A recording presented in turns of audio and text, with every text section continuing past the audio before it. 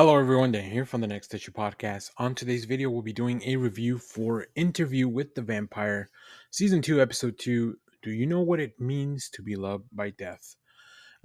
This show stars Jacob Anderson as Louis, Sam Reed as Lestat, Eric Bogosian as Daniel Malloy, the interviewer, Delaney Hales, who's taken over the role of Claudia, Assad Saman as Armand, and also introducing in this episode Ben Daniels as Santiago, who, if I'm not mistaken, and I could be wrong, is the vampire that is played by Antonio Banderas in the film. Let me know if that's incorrect. It's been a long time since I've seen the film. So I'm going to go into spoilers. So if you haven't seen the episode, make sure to go check it out. Thanks to everyone that watched our review for the first episode. We did pretty big numbers on it, so I appreciate it. I really love this show. So having more people talking, look into it and talk about it, it feels good to keep making these videos. So we're gonna get into spoilers now. So we left off in the last episode, Louis and Claudia arrive in Paris. We do see that immediately that in Paris, Claudia has big ambitions, right? I think Claudia is going through a few things, right? She needs to know more vampires, the only two that she's ever known. She's had obviously a lot of issues with Louis and Lestat. She's also trapped in this infantile body that the world doesn't see her, right? She wants to find other vampires because there would be someone that would see her as she truly is, as opposed to just as a child.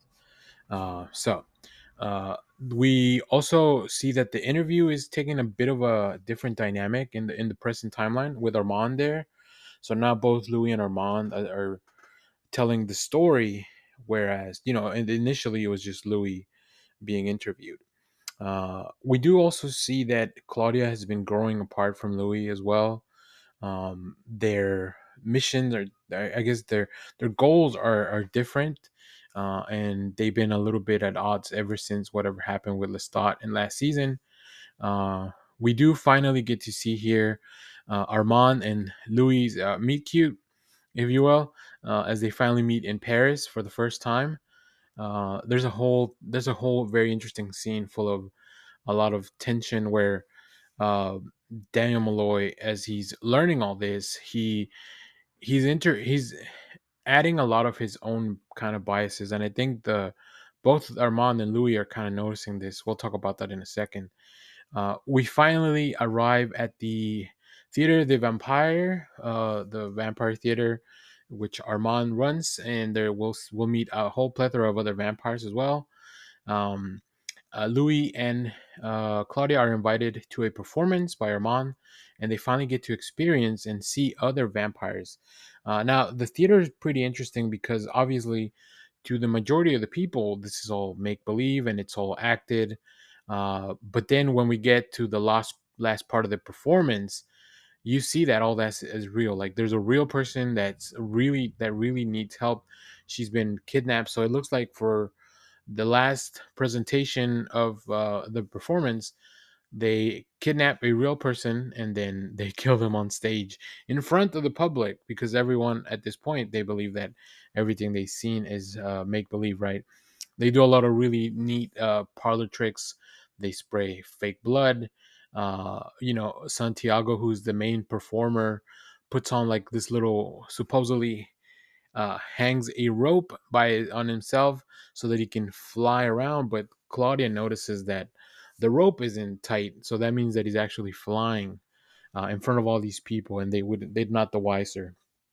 Um, we also have a very interesting setting of this post-war Paris, where there's a lot of people that I mean the city itself, it's in the middle of reconstruction and coming back, so it's definitely a great place for vampires like this to kind of be go unnoticed because people are just looking for an outlet for entertainment and also just have so many other things in at top of their mind. So uh we do see that finally when Armand introduces Claudia and Louis to the rest of the troop, including Santiago, they lie about who their maker is because they notice that there's a portrait of Lestat Now, uh, Daniel questions this as to like how is this just randomly a portrait of Lestat? But we learned that Lestat was one of the founders of this theater troupe.